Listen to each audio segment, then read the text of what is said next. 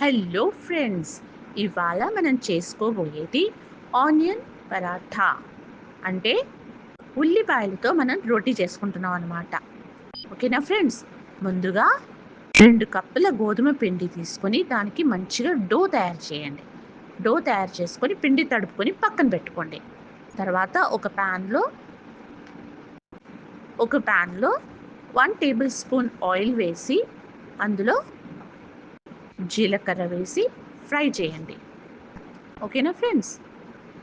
జీలకర్ర మంచి ఫ్రై అయిన తర్వాత 2 మీడియం సైజ్ లేకపోతే పెద్ద సైజ్ ఉల్లిపాయలు సన్నగా తరుక్కొని దానింబడి 2, 3 పచ్చిమిర్చీలు సన్నగా తరుక్కొని అందులో ఆ నూనెలో వేసేయండి. వేసేసి మంచిగా ఫ్రై చేయండి.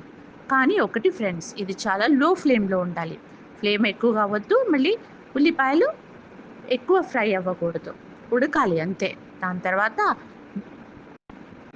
కారం పొడి, పసుపు పొడి, అల్లం వెల్లుల్లి పేస్ట్, ధనియాలు, జీలకర్ర, గరం మసాలా పౌడర్, ఆమ్చూర్ పౌడర్ అన్నీ ఒక్కొక్క టీ స్పూన్ వేసి మంచిగా కలపండి. కలిపిన తర్వాత అందులో ఉప్పు వేసుకోండి.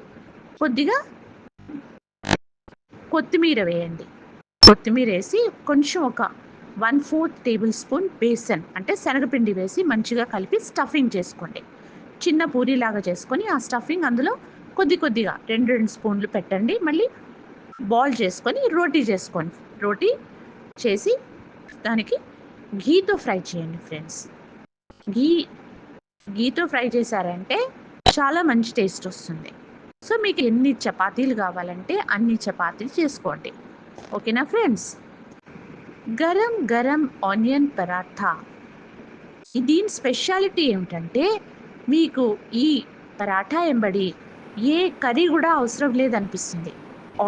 ఆలివ్ ఫ్రై చేసుకొని గరం గరం తినండి, ఎంజాయ్ చేయండి ఫ్రెండ్స్. ఓకేనా?